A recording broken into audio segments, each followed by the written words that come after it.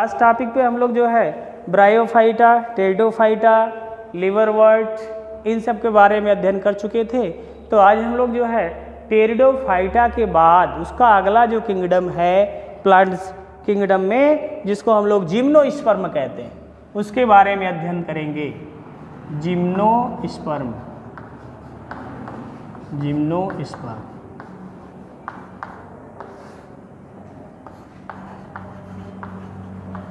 Gymnosperm.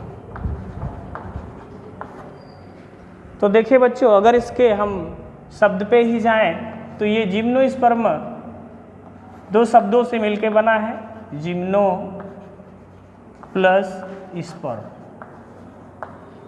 Gymno means होता है बच्चों नेकेड,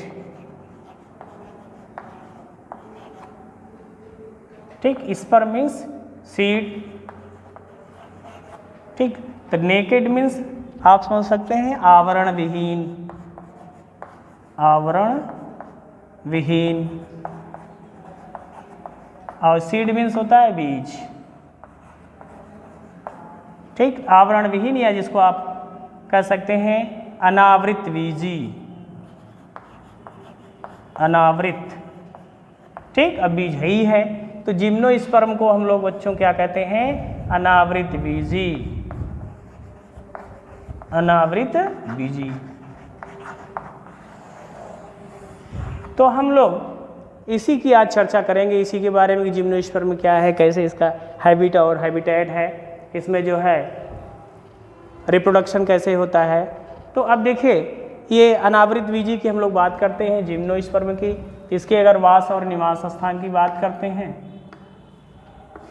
वास और निवास स्थान,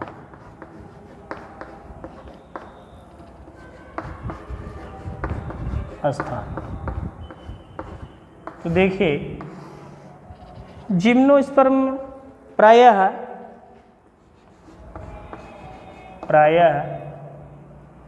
सैलिन वाटर में पाए जाते हैं, लवणीय जल,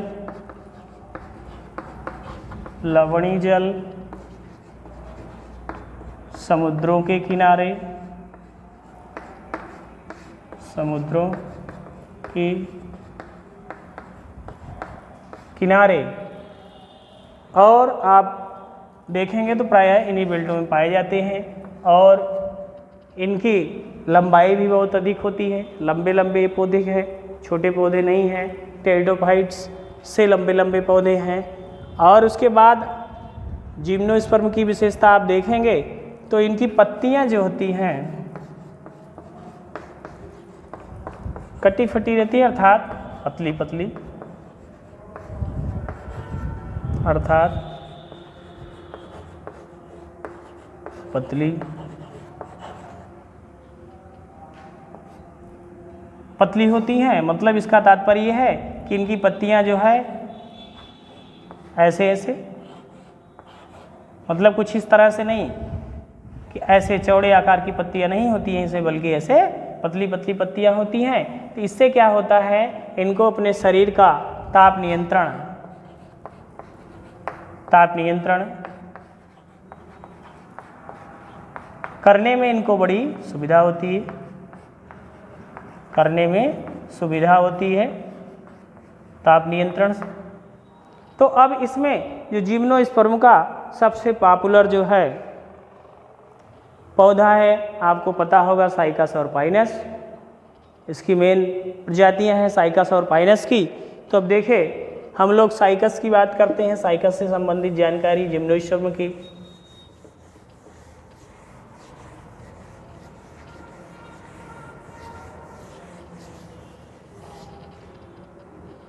साइकस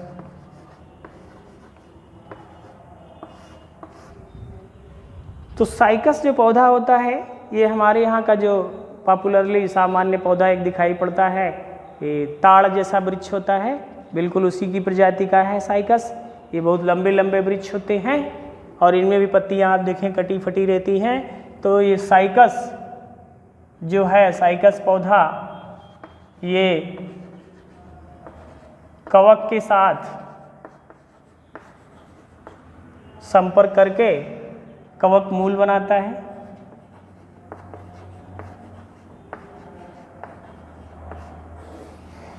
कवक मूल बनाता है। इसके तने में ये इसके साथ रहता है, मतलब एक प्रकार से कह सकते हैं एक सहजीवन जैसा कैरेक्टर शो करता है। जैसे आपने लाइकेन में देखा है शैवाल और कवक, तो ये क्या करते हैं, उस पर एक प्रकार का सहजीवन जैसा जीवन यापन करते हैं और जो है इसके सानिध्य में रहते हैं। तो ये साइकस की पत्तियों द्वारा इसमें भोजन बनता है। तो इस भोजन का उपयोग ये इनसे तने में जो जुड़े रहते हैं कवक, ये भी उपयोग कर लेते हैं,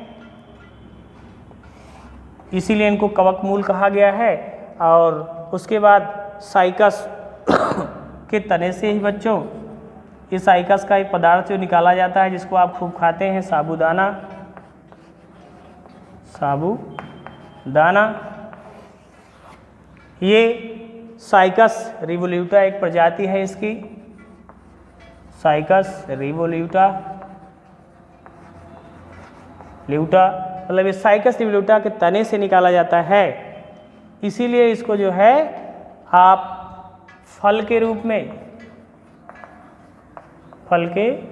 में, बीज के रूप में नहीं, इसे हम बीज नहीं मानते, और व्रत रहने पर आप इसको फल की तरह इस्तेमाल करते हैं। इसीलिए इसको एक पॉपुलर नाम सागोपाम भी इसको कहा जाता है, क्योंकि सागोपाम मतलब सागो का तात्पर्य यहाँ साबूदाना से है, और मैंने उसका नाम भी बता दिया, साइकस रिवोल्यूटा प्रजाति है, जिसकी वजह से इसमें होता है। इसमें भी आप अगर जनन की बात करते हैं साइकस में, तो ये एडवांस पादप लगभग हो गए हैं। तो इसमें आपको लैंगिक जनन दिखाई पड़ेगा। लैंगिक जनन में वही जो आपने पढ़ा है, एंथेरिडिया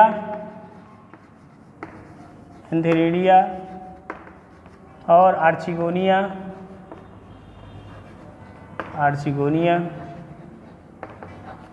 ठीक, तो ये आर्चिगोनिया इसकी डेवलप होती है, तो इसके आर्चिगोनिया में स्पोर बनते हैं। ठीक, स्पोर मतलब जैसे उसमें एडवांस में आप मादा जननांग के रूप में जिसको जानते हैं, और जो है इसमें आपकी एंथेरिडिया नर जननांग के रूप में रहेगा। तो स्पोर का निर्माण होता है और दोनों के बीच जो है फर्टिलाइजेशन की घटना होती है, निषेचन की घटना होती है। जब निषेचन होता है पॉलिनेशन के माध्यम से, जिसको आप कहते हैं परागण की क्रिया, जब परागण की क्रिया होती है तो परागण के बाद इनमें जो है निषेचन की घटना होती है, फर्टिलाइजेशन। जब निषेचन हो जाएगा तो स्पोर मतलब आपका मेल गैमेट और फीमेल गैमेट, ये दोनों आपस में मिलेंगे, इसी घटना को आप जो है फर्टिलाइजेशन कहेंगे। फर्टिलाइजेशन, जब ये फर्टिलाइजेशन होगा तब उसके बाद जो है जाइगोट बनेगा। ठीक, अब इससे जो है इसका एडवांस जो है स्पोरोफाइट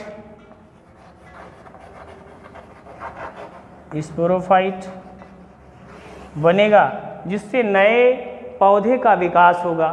अब इसमें बात ये आती है कि ब्रायोफाइट और टेरिडोफाइट की स्पोरोफाइट से ये एडवांस होता है, और जो है एडवांस है, जिसकी वजह से इसमें जो है संरचनात्मक परिवर्तन होता है। संरचनात्मक परिवर्तन के फलस्वरूप जो है नए पौधे का इसमें विकास होता है। इसी का एक जो है पॉपुलर पौधा है पाइनस, आपने नाम सुना है, पाइनस है। और इसी की प्रजाति का एक है एफेड्रा, आपने नाम सुना है। तो पाइनस भी जो है इसी जिम्नोस्पर्म का प्लांट है, ये भी बड़ा फेमस है। पाइनस की विशेषता ये होती है कि इसमें जैसे उसमें आपने कहा कवक के साथ ये आपका माइकोराइजा बनाता है, या उसी तरह की घटना जो है ये भी इसमें पाइनस की जड़ों में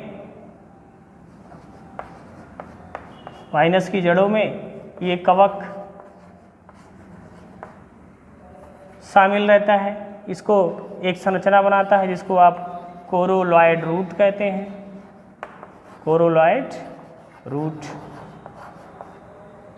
ठीक है, वायवी जड़ें जिनको आप कहते हैं, क्या कहते हैं, वायवी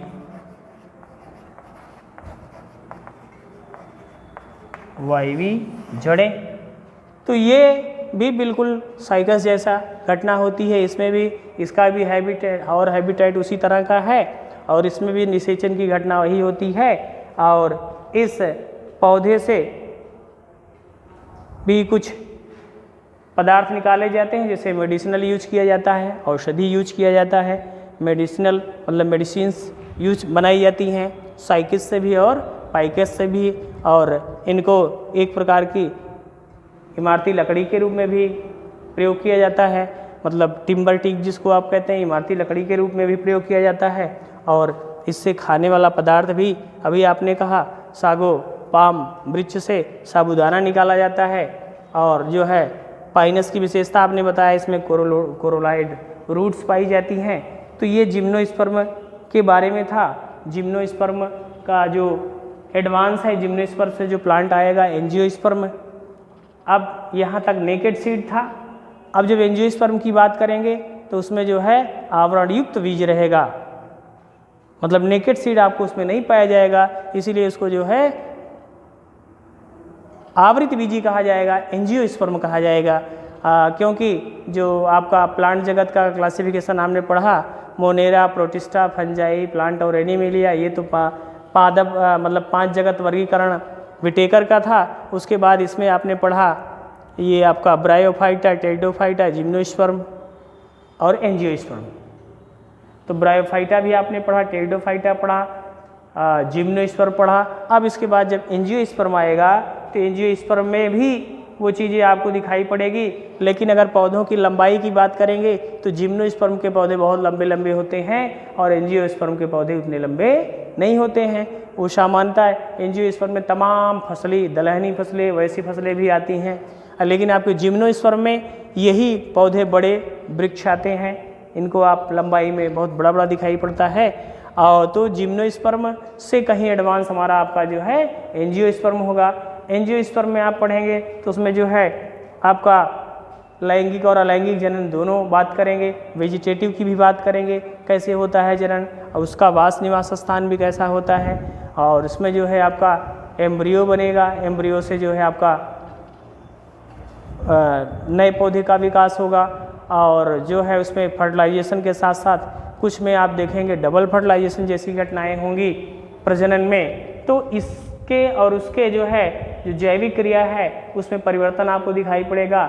और जो है अल्टरनेशन ऑफ जनरेशन भी वहाँ प्रेजेंट पाई जाएगी। आपको देखा जाएगा कि वहाँ द्विगुणित अवस्था और अगुणित अवस्था मतलब दोनों आएगी एक ही मतलब जनरेशन कंप्लीट करने में। द्विगुणित अवस्था भी आएगी, उसके बाद अगुणित अवस्था भी आएगी, जिसको आप अल्टरनेशन ऑफ जनरेशन कहेंगे।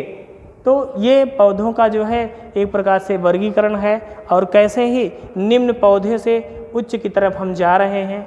ठीक है, जैसे आपने शैवाल से बात किया, फिर ब्रायोफाइट की बात किया, ब्रायोफाइट से एडवांस। ब्रायोफाइट में आपने देखा रिक्सिया, मर्केंसिया, एंथोसिरास, पेलिया, ये सब पौधे आपने पढ़ा। टेरिडोफाइट में जो है आपने देखा, और टेरिडोफाइट के बाद जो है आपका जिम्नोस्पर्म आया। जिम्नोस्पर्म में हम लोगों ने साइकस और पाइनस के बारे में पढ़ा। और जिम्नोस्पर्म के बाद जो अगला हमारा जगत होगा, किंगडम होगा, वो हमारा एंजियोस्पर्म होगा। अब एंजियोस्पर्म हमारा जो है सबसे टॉप, सबसे एडवांस प्रजाति मानी जाती है। उसमें जो है पादपों की संख्या देखेंगे तो सबसे अधिक आपको मिलेगी। जिम्नोस्पर्म की अपेक्षा उसमें पादपों की संख्या सबसे अधिक मिलेगी। लेकिन उसमें जो है जो इनकी लाइफ साइकिल है वो भी इसकी अपेक्षा टिपिकल होगी, कंप्लीट होने में समय लगेगा और टिपिकल होगी, परिवर्तन आपको दिखाई पड़ेगा। तो इस तरह से बच्चों आज का जो है हमारा जिम्नोस्पर्म जो टॉपिक था वो समाप्त हुआ। और उसके बाद शेष जो है कल मतलब नेक्स्ट टॉपिक पे हम लोग एंजियोस्पर्म की बात करेंगे। तो इसमें साइकस पाइनस विशेष रूप से है, इसकी चर्चा हम लोगों ने किया। धन्यवाद।